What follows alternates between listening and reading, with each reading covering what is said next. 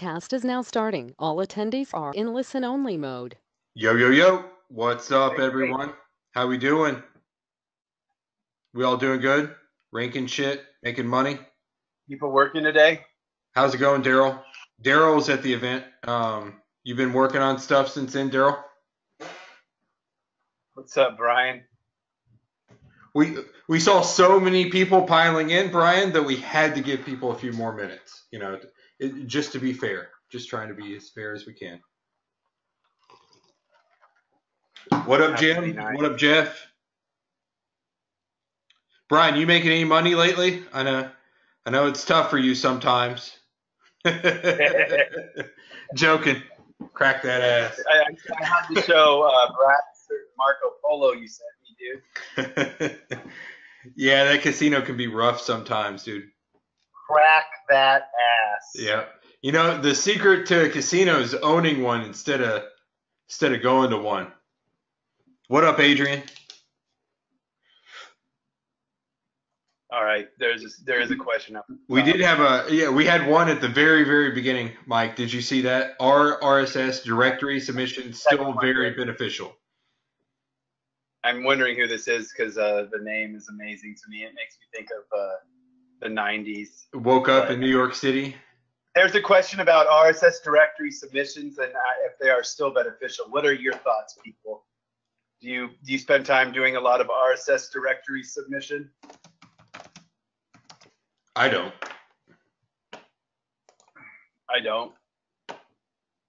But I want to get input, and then I'll give my opinion. I don't like them until a certain age of a site because of the fact that they can provide you with very low quality links, basically. And there's been certain products that have been out there in the past that people have used, and I've had to multiple times help troubleshoot and recover from what's happened with the directory submission. So yeah, just be careful with your sites, especially if they're newer. RSS is amazing. Black hole RSS is amazing. There's a lot of cool shit you can do with RSS, and it's a lot of those tactics work better with an established site than a brand new site. It's just like any kind of link building.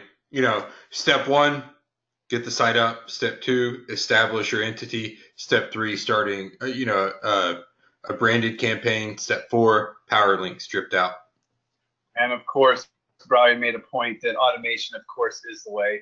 Automatic syndication. I will say that with a caveat of you need to know exactly what you're doing and you want to have the links pointing to certain things through certain filters rather than creating a whole bunch of links to your site and multiple links with the same anchors to your posts from low quality sites. So just, if you're going to use them smartly and use them at the right time, which would be after you're an established entity, you're pulling traffic and you're working on your brand building or at least simulating that phase of your site.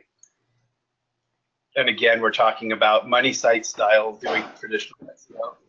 Yeah, and again, I typically can rank without them. I never got into the whole RSS thing because I'm too simple-minded. I like to keep it simple. We don't use them in our campaigns unless it is a larger site that needs some sort of business development, to be honest. Let's see. What are the best directories to submit to? Niche directories. That's it. Niche directories are the best. That might have been tied to the RSS, and honestly. Oh yeah, probably. But in general, niche directories. Regardless, any kind of link you want to get, it needs to be relevant. It's relevant directory. So Brad says niche. That can mean geo-relevance. That can be niche relevance. It doesn't matter what kind of relevance it is, as long as it's relevance and it's theme for your target pages. Okay. Speaking of automation, what are your thoughts on using automated tools like Money Robot to rank sites? Are there a lot of people telling me they are getting results just using it? Anything to look out for? I'm not going to say they're not, but I could say I don't use Money Robot. Again, I keep it simple. I know people that do use them and they do fine, but you don't need them. I have a 10 site, or I have a site with 900 pages that each have 10 do follow outbound links, and I now want to change them all to no follow. Can I change the OBLs to no follow without adding any new content to each page? Again, I am not changing. Yeah. Yeah, go ahead and change it, Doug. There's a warning and a notice that you can get through Webmaster through the console that will tell you to do that. So, yeah, you're absolutely safe to change those to no follow. Yeah, they hit Huffington Post a few months ago, right? And the first time I got hit with that was probably 5 years ago, 4 years ago. They hit one of our UGC, one of our user-generated content sections, and said basically, you yada yada yada, you need to turn everything into no follow. And now actually they hit that section again. This week, right? Hit it yesterday. They hit it yesterday, and they are now sending out a notice on user-generated spam. So they're now targeting sites on user-generated spam rather than just saying, hey, change it to no follow. They're saying, hey, get rid of this crap, or we're not freaking ranking you, which is a pretty cool indicator to me. I mean, I'll tell you that. If you can make that user-generated spam or simulate that user-generated spam to the point where they don't penalize you, obviously it's going to have some benefit if they're telling you not to do it when it's freaking working for certain things like pulling in traffic, which it does. So they definitely are looking at that right now, which can have an impact on certain styles of building, mass building, and any like authority site UGC tactics could be affected by that. Is anybody using user-generated content to rank right now? I'd say you have to get pretty big to do that, right? Yeah, you'd be surprised. You can do it pretty quickly, right? But it can absolutely, especially because there's sites out there that certain SEOs have published ebooks and included them as link building sources that I have. So it's a great way to get people to give you free content. You get SEOs wanting a link on a site. That of course takes more time than just UGC. But Corey has a great point. They're shut down a lot of contributor accounts to Inc. and Forbes, and this is all because of that kind of penalty and manual action that I just received on the one site. It's basically the same thing that's attacking Forbes and Inc. and everything. So that's their way of taking care of the guest posting industry to some extent. And luckily we don't focus on guest posting. We focus on quality and validation. But let's see, do we need to switch all our sites to HTTPS? If so, can you recommend some training as how to make the switch? I am not one that will say you need to do it. There are browsers in certain stages that will, Ryan, I'm going to stomp on your neck, Ryan. So there are certain situations, certain things where like browsers will notify people that the site's not secure. If it's going to affect you, you might want to make the consideration to switch to HTTPS. But I don't care what anyone says. I know SEMrush put out some data recently about secure sites, and I'm going to say that's correlation, not causation. And I'll go on record saying that they're completely wrong on that. If you have e-com or something, you need to have it. Shit like that, like it's pretty much guaranteed that you should have it. But as far as ranking, a ranking factor, I've run some tests. Just switching over to HTTPS didn't really bump anything that I saw. I mean, maybe a spot, but you can actually. Does everyone know that you can host HTTPS free with Cloudflare? It's a pain in the ass to figure out if you haven't done it before, but you can do it. So just Google search that HTTPS through Cloudflare with Cloudflare, and you can get that. You don't have to buy the certificate and all that crap.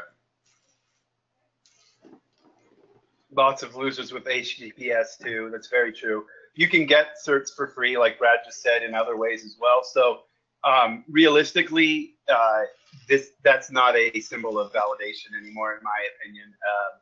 If you have certain packages and you're paying certain amounts for certain types of security, then potentially there's some sort of trust benefit. But just having that S tacked onto that HTTP is not going to do a damn thing for you.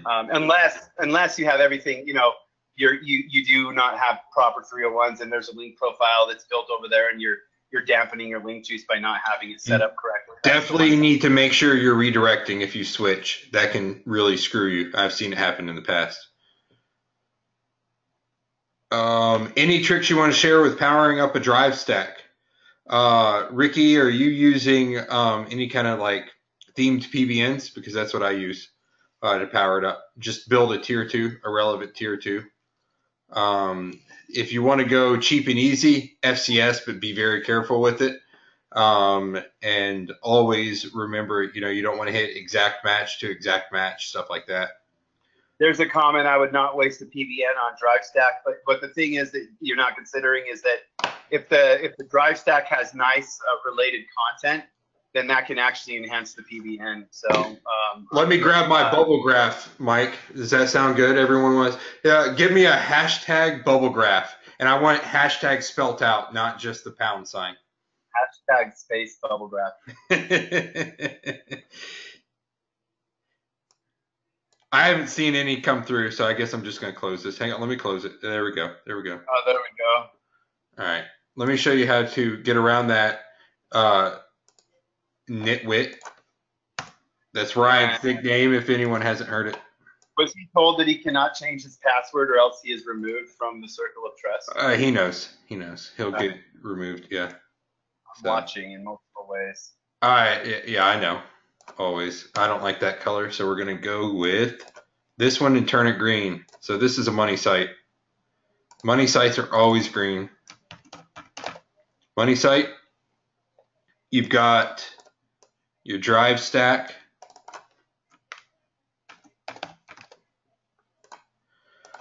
Let's say we've got some other stuff, so maybe you've got social. So this could be a few social.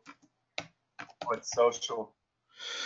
I'm not very social, but I would consider it something like Facebook, Twitter, an entity property that's associated with your brand. We'll make this light blue just like Twitter. So what I like to do to make sure I pass juice everywhere is dance. Well, I was dancing. You know what my kids love? What song they love now? You Gotta Fight for Your Right to Party. That's a great song for them to It's sing. real good. Beastie Boys. They love it, yeah. And I can actually stand it. It's not like Wheels on the Bus. So this would be PBN, MiniNet. What if you've seen mine and Mike's training in the past, you know the difference between a PBN and a MiniNet. But you want to link to your money site. And then also, kabing, kabang. Don't just waste that juice. Spread the love. And then, of course, these are linking up to here. Kabing, kabang. You guys can really save on budget by doing this. It works extremely well. This is a pro tip. Fast. Yeah. Extremely fast. Stuff is moving very, very fast with the right. I like to call them the perfect reference link. And by perfect reference link, I don't mean just a single hyperlink. Anyone know what else you can do with this PBN too? Post up in here if you think you know what I'm going to say and what color my bubble is going to be. What am I going to put on here, this PBN? Well, monetize it. Yes, that's a very good point, Jim. I wasn't even thinking of that, but yeah, exactly. Always monetize. The only reason to be online is to make money.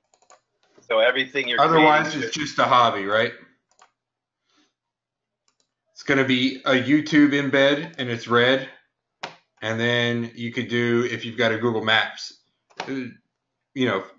use one YouTube video on here, and then the next PBN style site you use your My Maps, and it's going to pass juice.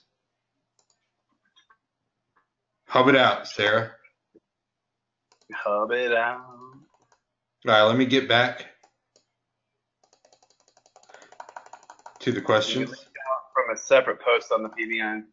Does it have to link to the money site drive and local from the same? You don't have to do anything in SEO, but if you're paying for content, you might as well get the most out of it and link to as many targets as you can. Yeah, I do it all from the same. I usually don't like my traditional PBN or like the way I set up my PBNs. I don't set them up as like a blog roll where it's like one post to a dentist, one post to a carpenter, one post to a Sasquatch museum. What I do is if this money site is for an HVAC guy, I'm gonna set up an HVAC PBN. It's only going to be themed around HVAC. I'm gonna set it up for traffic. I'm going to build it out a little more, put a little more time into it, maybe 30 minutes more. And it's going to be the perfect link at that point because it's got seed site links going to it. It's got themed content on it, and it's linking to something within the same theme. These are the same theme, so it makes sense to do so. This is a relevant YouTube video about HVAC, Shitter's full YouTube video, and then you're linking over to the money site, DriveStack Social. So that's how I set mine up. At the event, learn structures that you understand why frames and iframes work the way they do.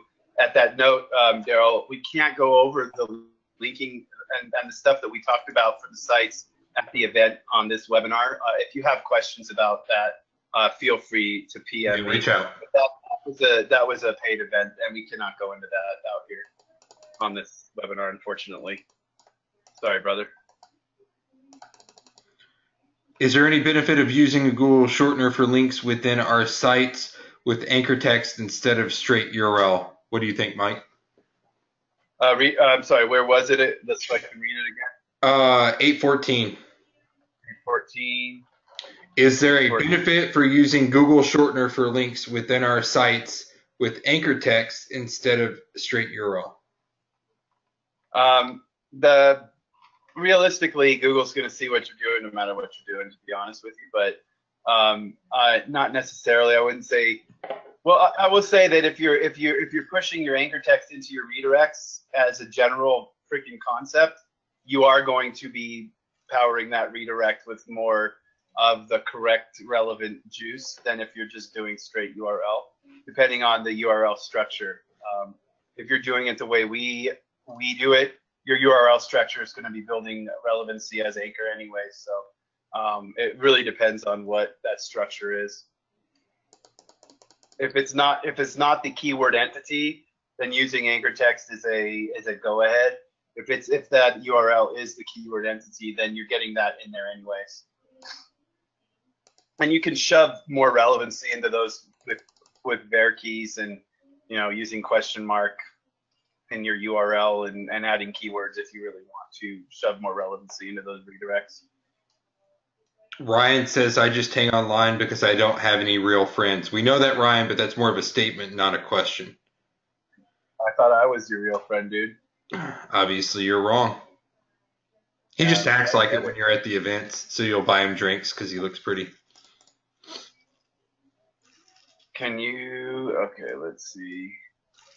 You guys have any questions about anything being talked about in the market or in the industry right now that you're skeptical of?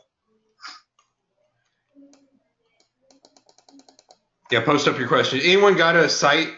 Also, this is where, Mike really, can be very beneficial. Anyone have a site that's like stuck on page 2, page 3, not pushing? You push it to it that you want us to look at. We're going rapid fire. I know we busted through a shit ton of stuff already, but anything at all. Any advice for my national Shopify client? Let me grab it real quick. You wanted to call them up on this webinar before Brad pulls it up? Yeah, just make sure, Daryl. We got. It's not a closed one like we're normally used to. Yeah, everyone be nice, okay? There is people I don't know here. Especially Ricky Martin. I just like his music, right? Well, yeah.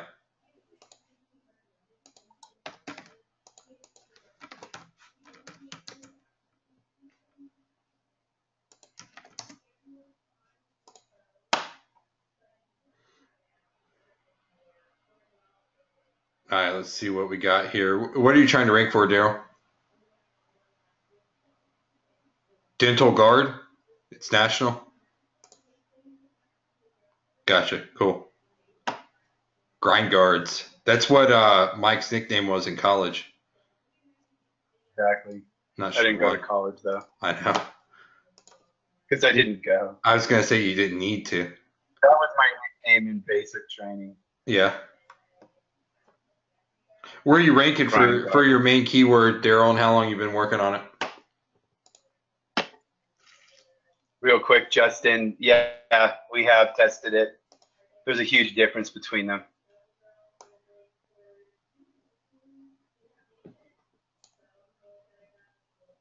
A grinder, Witten? Not that kind of grinder. How long you been stuck at too?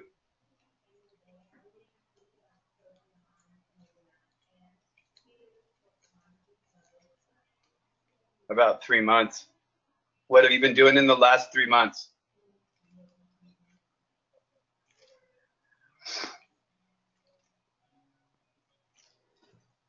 What's the site size, Brad? Do a site search for the site.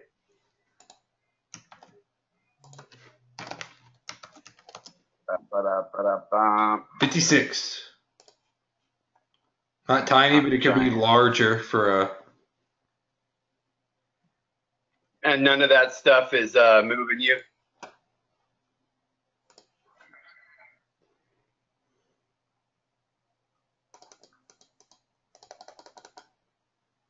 So yeah, so PBNs. Infographic, let's go over press release, video. PBN, infographic, press release, video. Pretty white hat stuff. None of that stuff's moving it. And basically stuck on page 2 for grinder. What is it? Grind guard.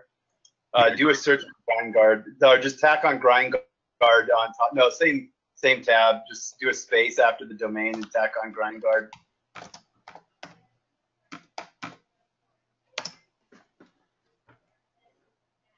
Is that you're ranking on the home page for that query, brother?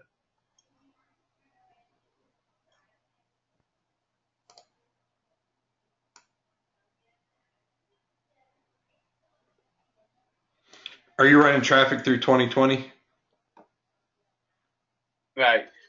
That first page that comes up on this search, is that the page that's ranking? Is it your home page that is ranking? Yeah, or dashguard.com. Is that what's ranking for your main term? The grind guard? Yep. Yeah, Now, cool. that stuff that you learned at the event, do that. Basically, you want to pass your juice around to where you want to rank on the site. So what I would do, to be honest, is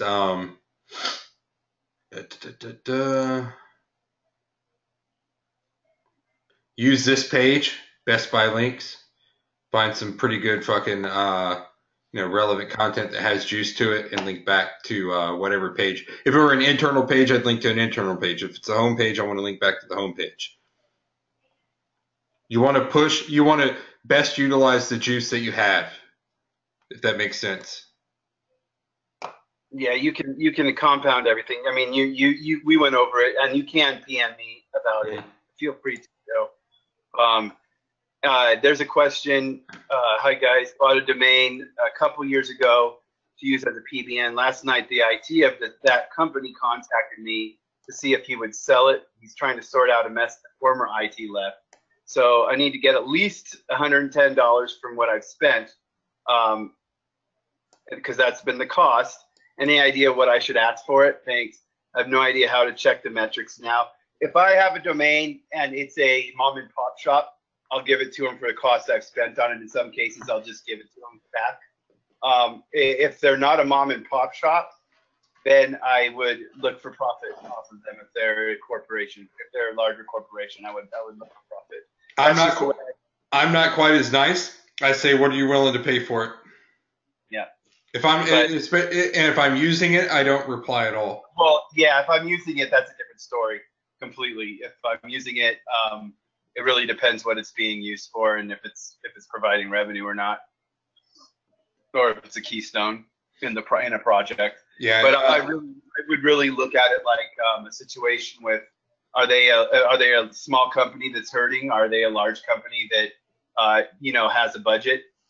If they are, and it's something you bought for your campaigns and you've been paying for it, they don't deserve just to get it back. They do deserve to pay you for your time for contacting them and talking to them and transferring it. So I would push them for as much as that you could push them for if they are a corporation with a budget. Get them to name the price first and then go higher.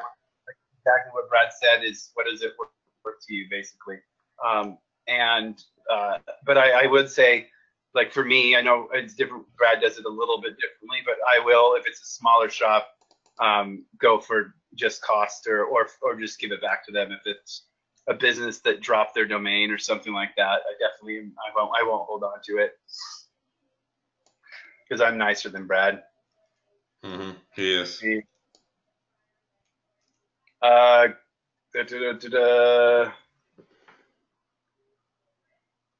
Corey, when you were talking about Shopify, what were you responding to, brother? I think Daryl's, if that's a Shopify site. Shoot links to the Shopify domain, not the vanity. Yeah, like the domain.shopify.com.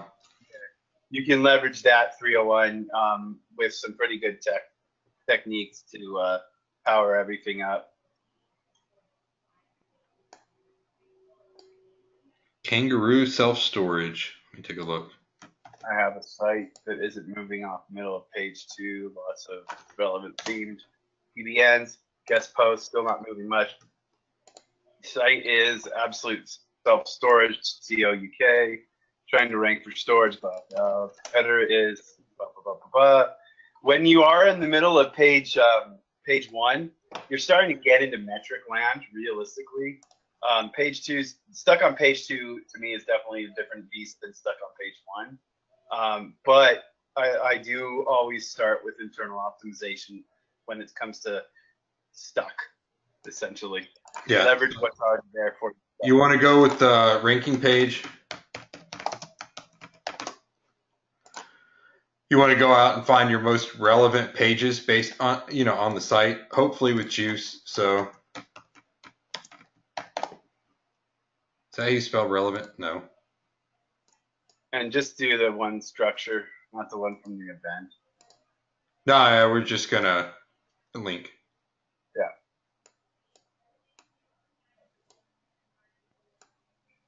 So you want to link over.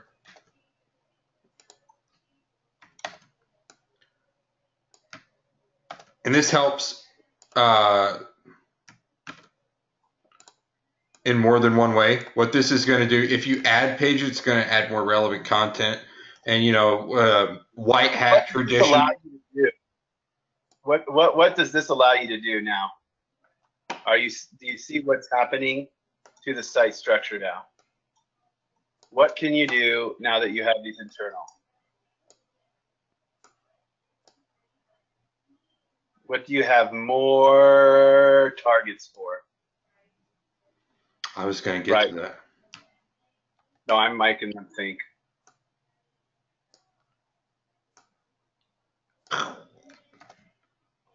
Everyone likes sound effects, right? I do.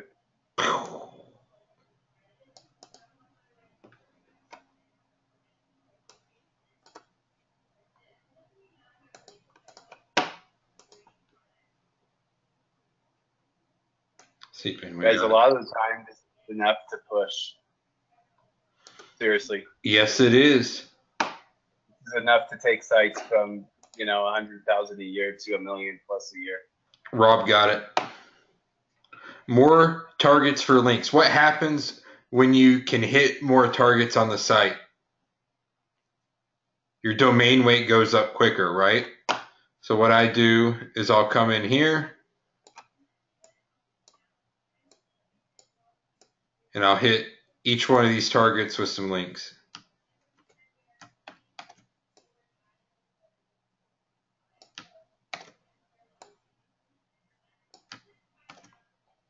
And I might not even hit or even have to hit this ranking page or the page that I want to push, especially if you're already on page 2, page 1 territory.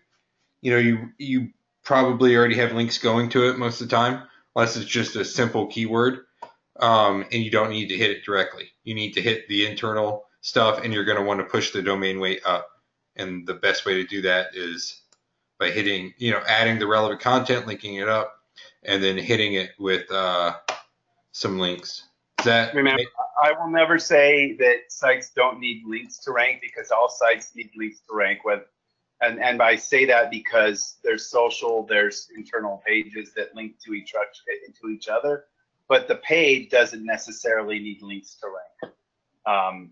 And that's, I think, one of the key things here, is that if you're focusing on the relevancy that is on site with your virtual silos and your little structures, and then you have the right metrics on the ranking page, and you have the right process behind the relevancy clusters on the site, then you can move things very fucking efficiently.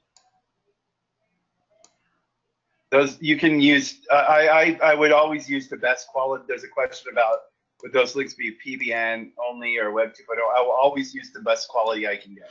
Mm-hmm. Yeah, you can use 2.0s here, but I would typically use PBN or like a link outreach type thing. And you want to, of course, set all these relevant pages up so they rank as well, because you're going to be hitting them for links. So you might as well rank and get traffic from those, make more money from that, and ultimately you're pushing the big link target up at the same time. There's a question about talk about anchors between tiers. Anchors between tiers are all about freaking switching them up unless you're using certain strategies.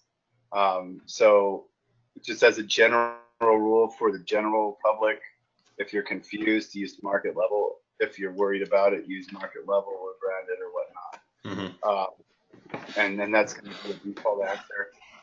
Always just rule of thumb for my most powerful links, I'll save those for my exact match anchor. Like if I want to rank for personal injury attorney, Buffalo, New York, I'll use that for something that's highly relevant and really powerful to link to direct to the target. But otherwise, I use branded or market, like Mike said. So adding new internal links won't cause a Google dance. Are you using naked URLs or doing 5 to 10 new internal links via how Brad was just showing? You can use URL based, and I haven't seen it cause a dance really. You're always going to have flux in the search engines, but as far as anchor, when in doubt, go market, like Mike said. I just switch it up. I'll use a bunch of different LSIs. Just don't There's use more depth with this if you're doing content rescoring at the same time. Yeah. If you're actually rescoring content and changing content to make it stronger, you end up getting more rescoring going on than if you're just doing the internal linking. With just the internal linking, usually you don't see anything but forward. Yeah. But if you're doing rescoring at the same time, then unless you're way over optimized, if you're using exact match on every single one of those internal pages to the ranking page, you're probably going to drop. And remember, Brad mentioned ranking these internal pages, and the patents that do talk about quality scoring links, they talk about internal and external links. They don't just talk about external links. So if you have a bunch of barren links that don't get any traffic, don't get any usage, there's potential with the way they're structured for the programming to slap you and play with you. But so you always are wanting to rank everything that you can, because that means traffic. There was a question about a call from a design company that needs to work with an SEO expert.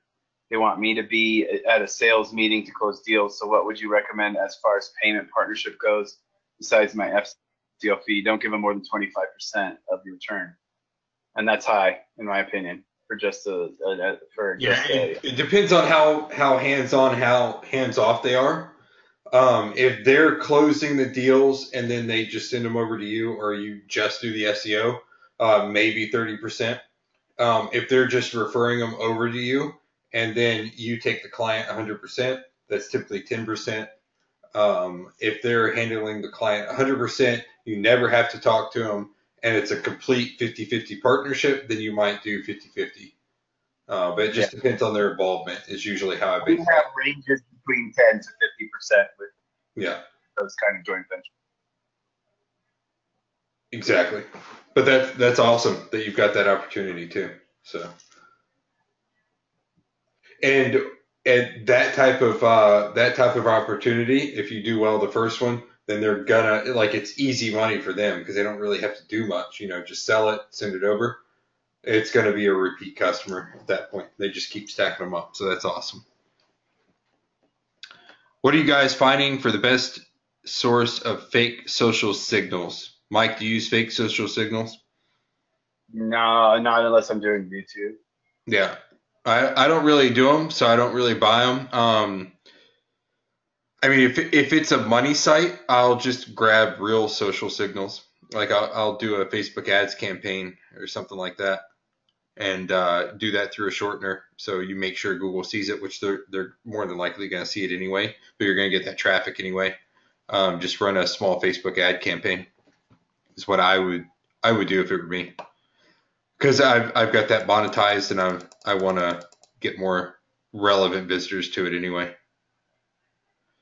It's all about, if you're gonna why spend money on social signals that aren't gonna actually bring a real user that could potentially convert when you can actually go get social signals that actually have real people behind them and potentially make you money.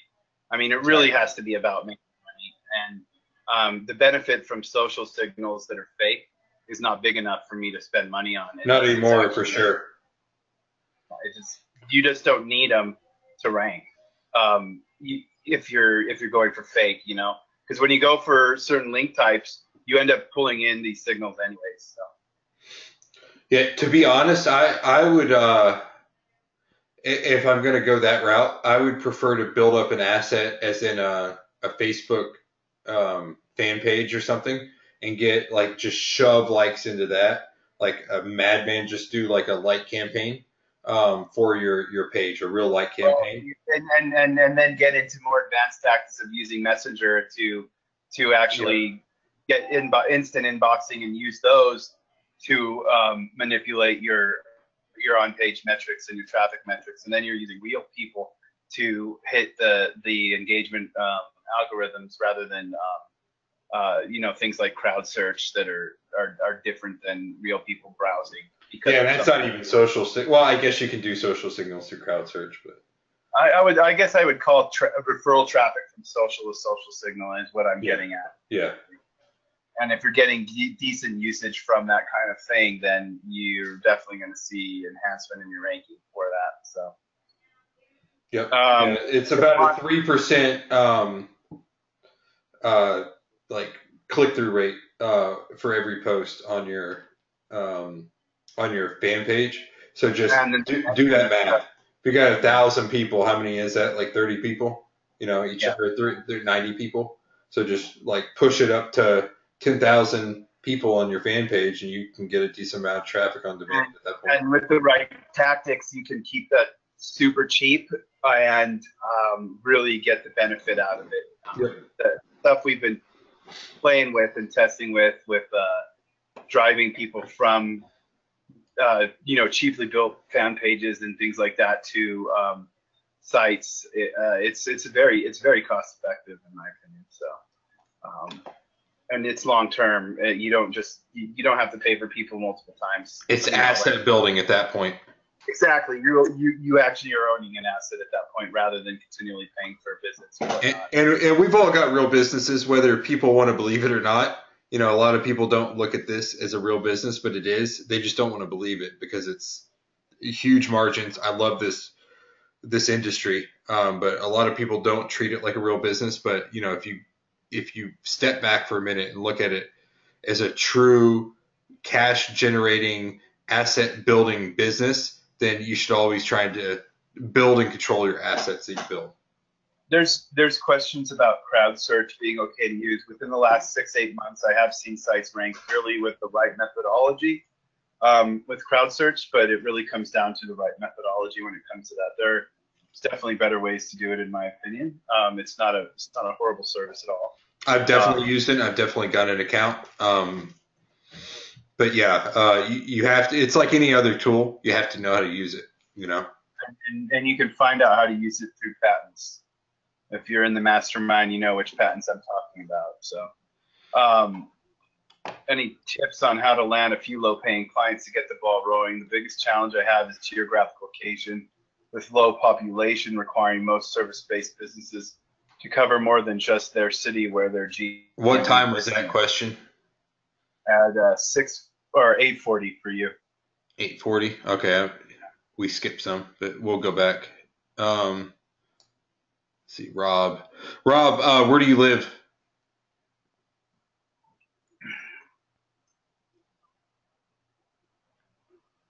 I would probably take a day trip to the city and try and close as many people. Yeah, yeah. What city though? Like what's the closest big city that you live to? Is the problem? Well, here's the thing: is there? Are you having a problem closing them because they want to target multiple cities, or just because of where you are? Springfield, you should be able to close some with the 165K. You should be able to close some people. So is the issue multiple location for you? Like they have multiple locations, so they're not willing to go after individual, or you're having trouble closing them? What's the issue? Where's the point of pain there with the flow for you? I mean, if I can land a lower paying client at $500 a month, I don't typically like to take those. Well, I can.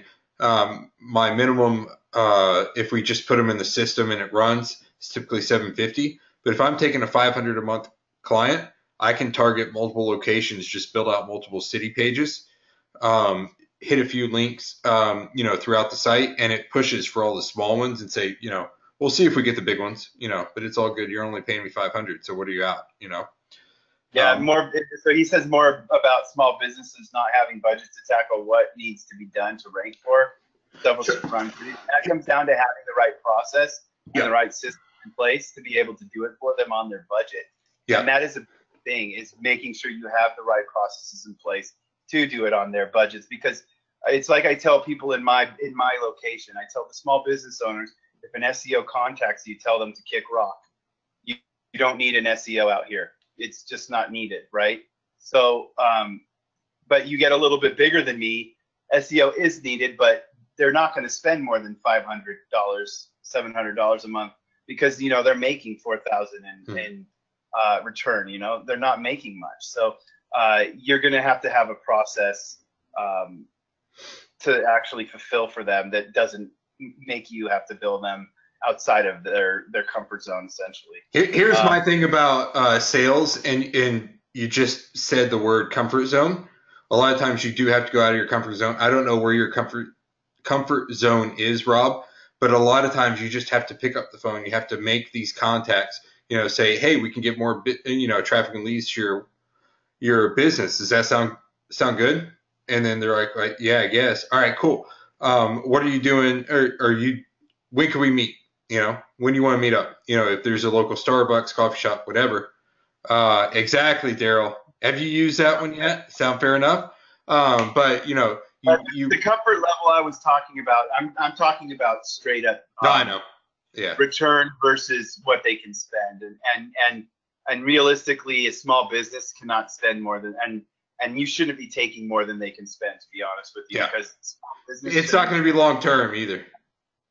Exactly. You need to be bringing them return, and if they're spending out too much, it's going to be much harder to make a long-term relationship, because it's not going to feel right for them. Yeah. And so it definitely is something that it's about systemization and being able to fulfill for that. But like you said, he said the tougher part for him is finding the business just to begin with. Yeah. And again, it comes down to systemization. Yeah, it's all about it's all a numbers game at that point, Rob. What you have to do is you kind of have to work backwards, and I know Corey Rose does this very, very well when he's doing his prospecting. But basically, how much you want to make in a year? How much is your average client going to be? Is it going to be 500? Is it going to be 750? Is it going to be 1,000? All right, cool. How many? What's your close rate on the pitches that you make? Like if you make a pitch to 10 people, how many out of those 10 people are you going to make? Is it 20%, 30%?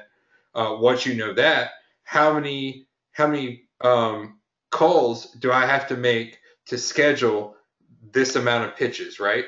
And then you work your way backwards to that. okay, I've got to make this many calls to make this many pitches to close this many sales to make this much money, a month, a year, whatever, a week.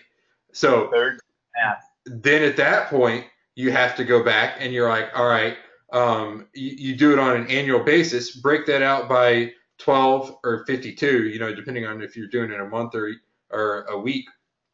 How many calls am I going to have to fucking make this week to actually close this many or to close this many people in the week to meet my goals? All right, cool. Divide that by 5. How many calls am I going to have to make today waking up? You get in the office at like say 7 or 8. How many calls am I going to have to make before I go home at 5 o'clock to be able to meet my goals? Because you're not going to close every one. You're going to close very few of them, especially if you're just calling. See if you can make like 50 calls in a day. See if you can make 100 calls in a day. I know some boiler rooms that average 150 calls a day per person in the boiler room. How often are you talking to new prospects and new leads? Yep. Here's a really good tip that I read recently. Robert, what do you do for lunch? If you have a home office or if you go somewhere, where do you go for lunch every day? That's right, Jeff. I'm not trying to bag on you, Robert. I'm just trying to encourage you, and it's just a numbers game. It's just like women, right? Or men if you're a lady, or lady if you're a lady who likes ladies, or if you're a man who likes men. Anyway, the opposite, relationships. Like if you're gonna close that, like everything's closing. It varies. I have a full-time job. I understand where you're coming from. Yeah, it is harder with a full-time job, Rob. I mean, I remember before I quit my day job, what I would do is we had our first son. I'd wake up early and I would have shit to work on. So I'd wake up at like 5 or so o'clock in the morning. I'd have to take a shower about 6, wake him up, get him ready, get him to daycare, get him to daycare by 6:30. Get to work by 7. I would take a 10-minute lunch, just shove down a PB&J. I would work for 20 minutes, get off work before I had to pick him up from daycare. That's when I would do my cold calling. That's pretty much the only window I had. Another tip. I would call till like 5 o'clock. Yeah, go ahead. For those that are on the Pacific Coast, you've got an advantage because you can use that 3-hour difference to have your cold call hour or whatever it is. Oh, it's very nice. Hour, and use that time before you are hitting your day job to make those calls if you are trying to build your agency while working a job.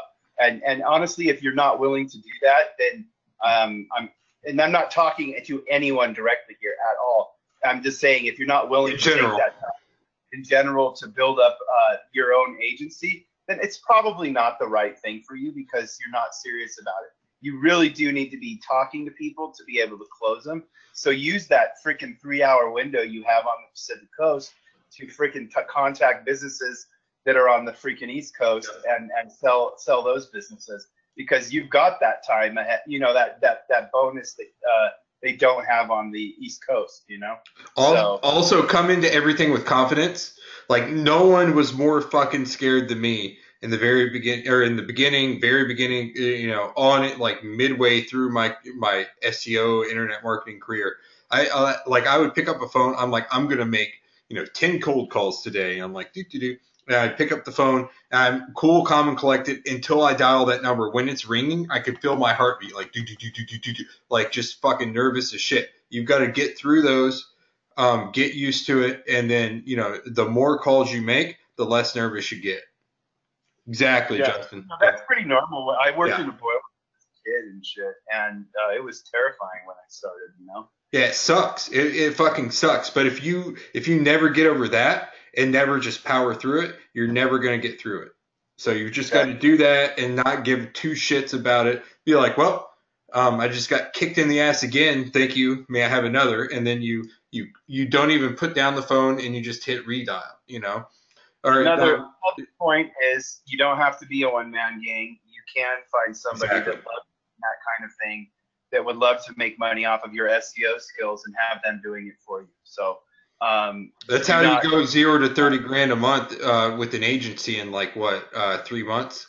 Yeah, exactly. You leverage abundance, and abundance is straight about bringing in others to make more money. And if that's the way you need to do it, then make sure you've got the right person and go for it, because it can enhance your earnings completely. Amazingly, if you bring on the right people. So let's see. Yeah, no, there's people saying me too. I've caught myself choking on words, and that's I think people, unless you're a natural, there's naturals, believe me. Mhm. I know one of them right now. But I am that person. I know. Not and, really.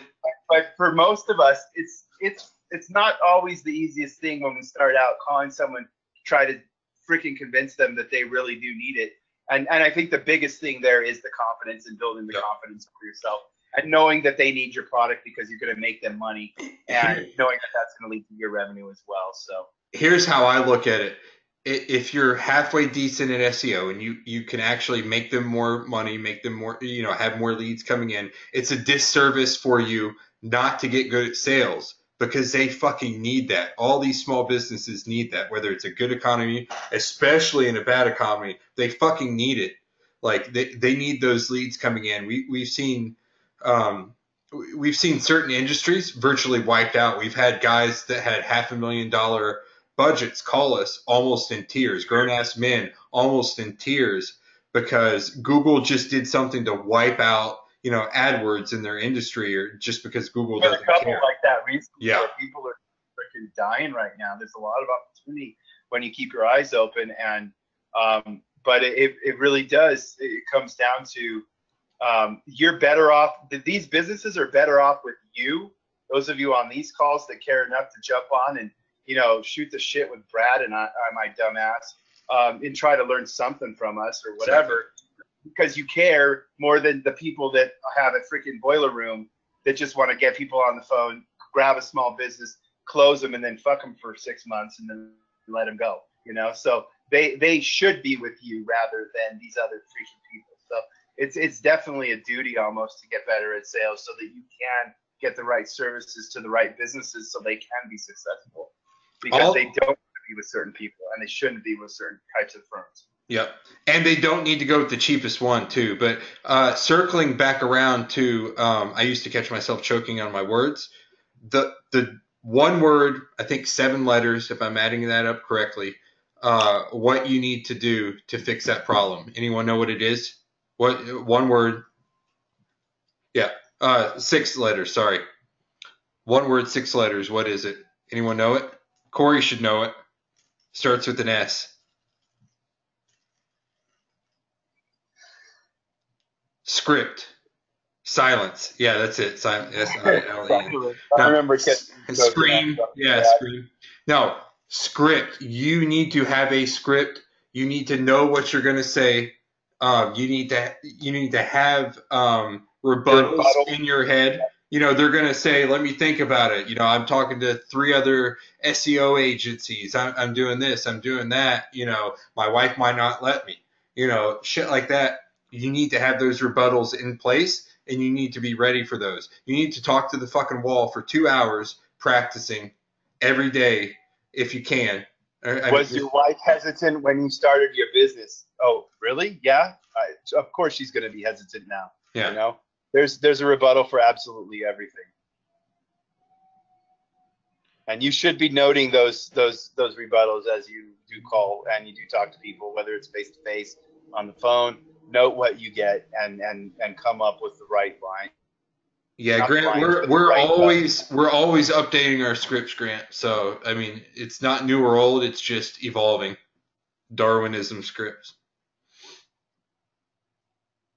So yeah, you should. I think Steve at the event was actually saying he used to tell his sales guys, because he was head of a huge sales team at in corporate America at one point, and he would tell them, as you're walking to throw away your coffee cup, or as you're walking to throw something away or get new coffee, you need to be reciting your script, because it needs to come that natural to you. So just get that down and just hit it. Any kind of sales training on YouTube, just start looking it up. Just get that in your head. Like, get that dude's voice. Like the way I used to when I was in school, the way I used to write an essay or anything like that, I would get the teacher's voice in my head, and this is fucking probably weird. No one else does this, but I would get the teacher's voice in my head, and I would write it in essentially their voice, how I think they would say it, and it would work well. So you need to just practice, practice, practice. Get the like top performing salespeople in the world. Like find out who they are. It could be Jordan Belfort, Grant Cardone, any of those big like flashy sales guys. Get their voice in your head, and that's who you should mimic at least in the beginning. Then fit it to to kind of be your own style and everything. BNI is a great place to practice. Yeah, I've never done BNI, Tyler, but I know a bunch of people that have gotten a ton of referrals from that. I like to go if there's food involved typically. So, I mean, a breakfast or, a lunch, I might go for that. And circling back to, where do you go to eat for lunch? A tip I picked up is if you take a brown bag to work every day so you can save a few bucks, you're losing possibly hundreds of thousands of dollars a year. Because if you can pick up 10K worth of clients that's recurring every month from the contacts that you make at lunch, always try and go out with someone that can possibly buy from you. Don't go out with coworkers. Don't go out with your boss. Go out with someone that you could potentially make money with, or go alone with the possibility of meeting someone. And if you're able to, go to a restaurant where people hang out that could possibly have money to spend on you or your services. I'm thinking about hitting up the country club, but I don't really feel like I fit in there. What do you think, Mike, if I go in there with my Mike Tyson shirt? Think anyone will talk to me? Yeah, wear the straight out of To Give. F's to give, yeah. Do you think that a Fiverr gig that makes 300 map pins on a mind map is too obnoxious and could hurt my site instead of helping it? I don't know how much it would help it. Yeah, I don't know. I would have to try it out, but I don't typically need it. Grab your My Map that you created within your Google Drive that's associated with the GMB and start embedding that throughout your link building efforts, and you're good. Yeah, you don't have to go crazy. I mean, if you take advantage of certain things that we've talked about, then in that you'll have your stack inside of that, and it'll be building relevance throughout for multiple different aspects of the campaign. Just use those whenever you're link building, use it for multiple purposes. That's kind of the whole thought here. Whenever you're link building, use it for multiple purposes, right? Sarah, I think they would love your tats, but you would need to get some goofy plaid pants to fit in. Just, and that's, FYI. You know what? Speaking of Sarah, Sarah's a badass. Sarah's a badass clothing. You know what? You use your abilities to bring the right people around you, and you can close people constantly. If you feel, and not to get too hippy-dippy on it, but if the energy's right between you and someone else, and you can tell that ahead of time, then that, okay, this is someone I'm going to take through the freaking process. I'm going to loop them all the way down, and I'm going to close them. Or, hey, this is somebody that, it's not going to freaking work with the way I do shit, and it's not worth my time. And you can get to that point. Or you get somebody like, and get lucky and grab a Corey and make them go after everybody. He closes like 5 people in a day. Yeah.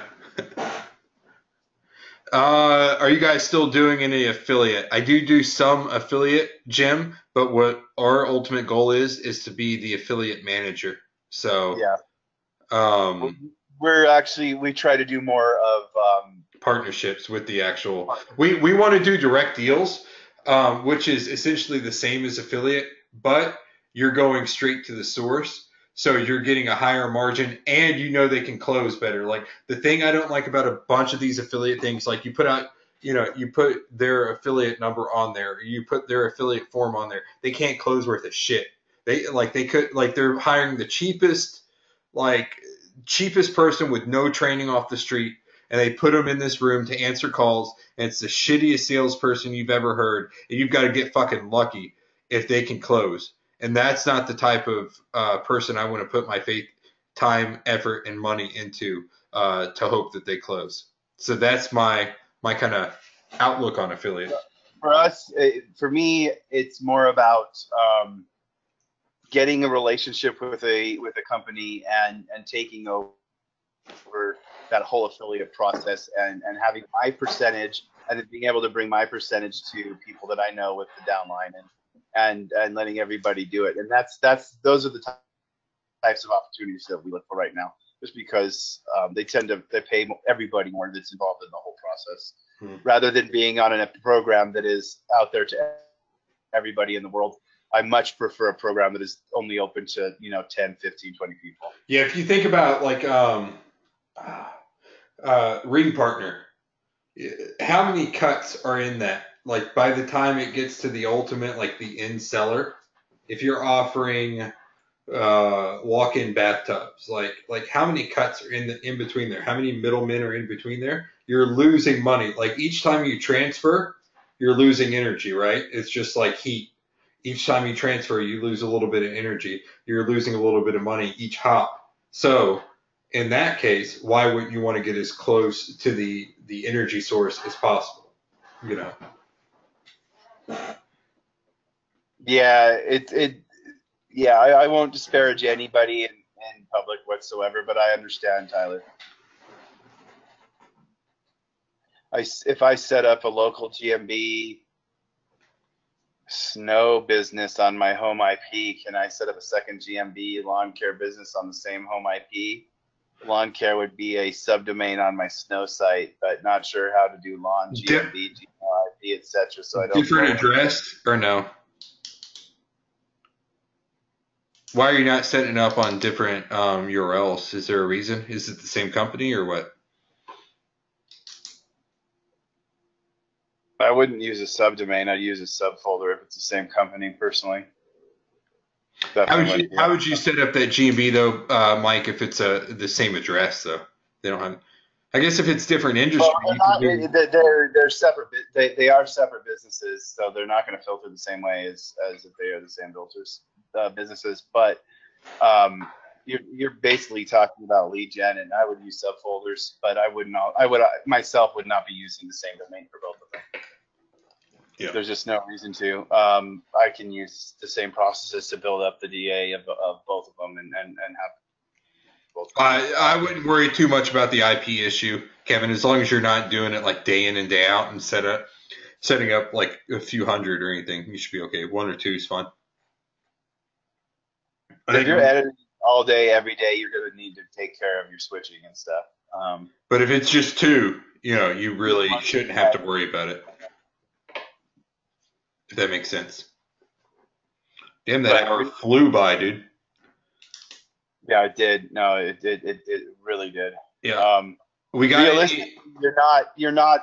It's just if they were closer. I don't even know what a freaking snow site is, to be honest. I think it's his niche. It's like he doesn't want to reveal his niche, I think. Gotcha. Yeah. No worries. I won't say it. Okay, I understand what you're saying. Those are technically services if they're the same company, and I would set up my site to rank for all the services based on the GMB optimization and various other things. I have a realtor client that used PMB for his GMB. I told him we should change his listing to be a service area.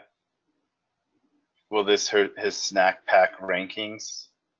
I don't really change after has anybody changed from service area to served at location recently? Yeah, it shouldn't really affect it too much.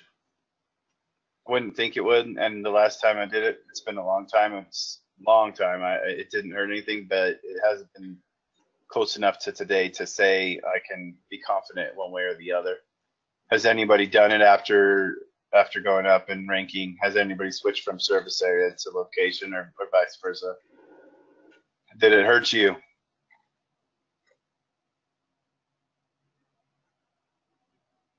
So we've got a no. And we've also got an I noticed by switching to hide my GMB address, I can't find myself in my maps when trying to tie my maps to my GMB map. Okay, but did it affect rankings at all there? on the actual live listing. Yeah, that's the one thing. Hey, Trey's in the house. You might there's a point made that you might need to re-verify the listing. Which is always a pain in the ass. What we have right now is no.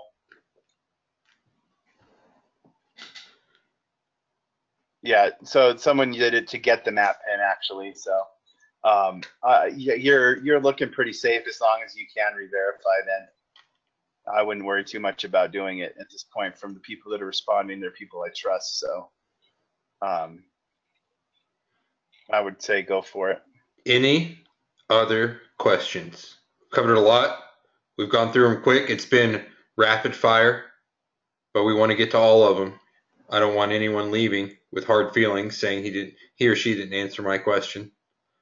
Yeah, is there any notable Google update news?